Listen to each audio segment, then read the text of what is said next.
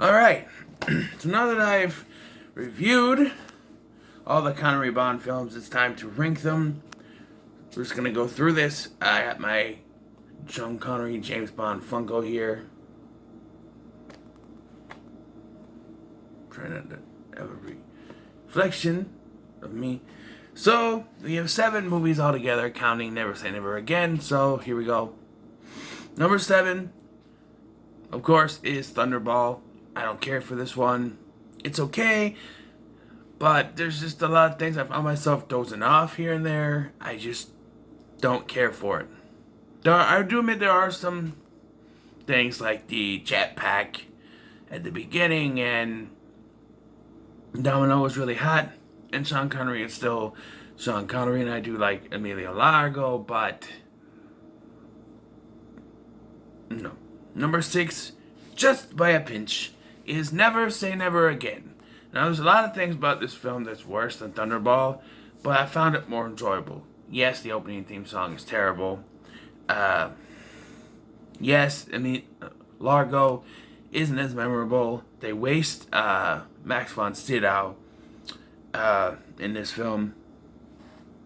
And him going to the spa in this one really has nothing to do with the plot, other than he just so happens to stumble upon the plot.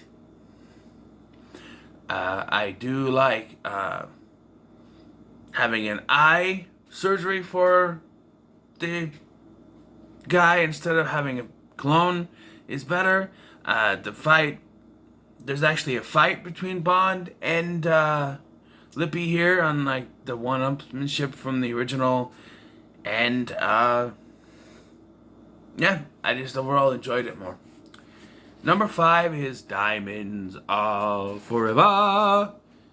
For me, what makes this one so low is it has the worst version of Blofeld and Charles Gray. Just to jump to the left. It's just, no, just like a woman. This strong female Bond girl comes off as a joke. Connery himself doesn't look that well. He looks better in Never Say Never Again, I'll say. But there's some enjoyable moments in it, which is why it's above the first 2, so yeah. Number 4 is Dr. No, and for this was the introduction of Sean Connery, and you can tell suave and sophisticated Bond, James Bond. You hear that for the first time. Where it gets low for me is that the villains, and Professor Dent and Dr. No, they're not very eventful to me. I guess you could say the same with Russia with Love, although that one's going to be higher on here. It just, but it's enjoyable and the music in this is terrible. John Barry wasn't doing the score yet, and it was more like a Tom and Jerry cartoon type thing. Like when he's fighting the guy who's sent to kill him with the car, you can time the fight with Tom yell from the cartoon, and then when he kills the spider and he goes bam bam bam bam with it, it's not very good. And the opening Bond sequence, it's the first one, so it wasn't really that big of a sequence, but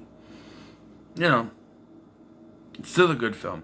Number 3 is You Only Live Twice, and the reason it's up this high is because I actually really enjoyed this. I think Tiger Tanaka is Bond's second best ally, at least with Sean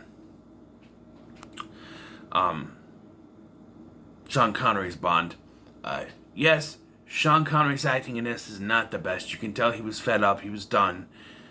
After all, there was someone in the toilet spying on him, so I would be fed up too. But throughout, I did enjoy this. I like the Japanese culture, so this was really good. Switching out the Bond girls, they look too similar to even try to rationally, explain why you switched them out. Doesn't make any sense to me. And I like Blofeld in this, although Donald Pleasance is probably not known as the best. He is my favorite so far. Telly Savalas is good. I mean, he's my favorite. But within the Connery thing, you know.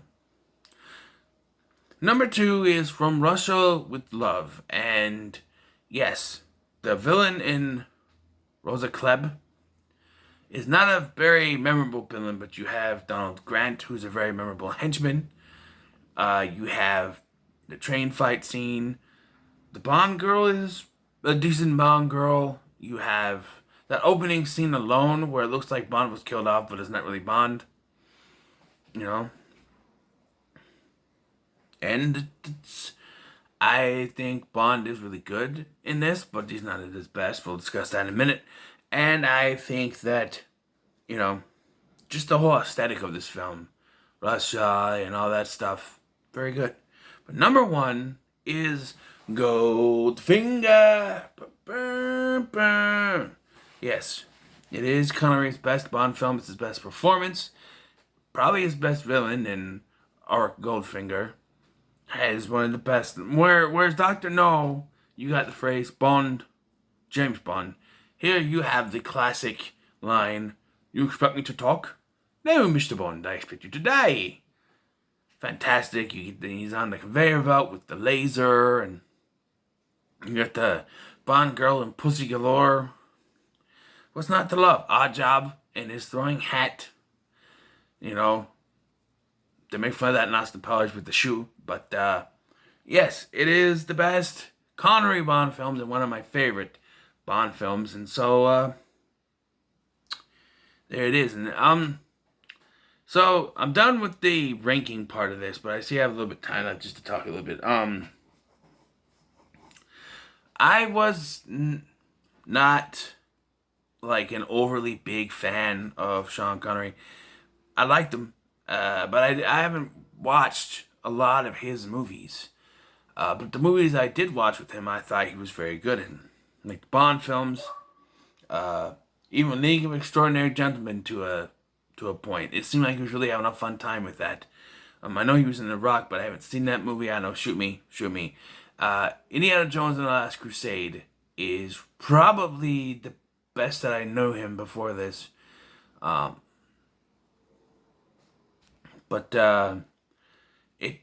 even though, like, I didn't really know most of his work, when I found out he passed, it did hit me. I was just like, wow, it was so out of nowhere.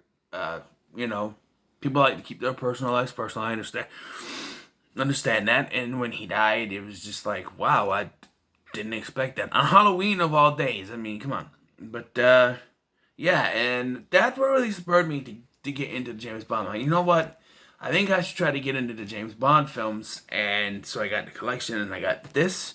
Connery quickly became my favorite Bond, and that's saying a lot growing up with Pierce Brosnan and saying, no, he was the only Bond for me. I'm starting to move on to other things with Connery, and even Roger Moore's not that bad, I don't think. I don't get the criticism for his movies. I like them all. There are some parts, like, say, J.W. Pepper showing up where he don't belong, but, yeah, overall, Sean Connery as an actor was fantastic. You can tell when he was having the time of his life, and you can tell when he was absolutely miserable. Just watch You Only Live Twice for that.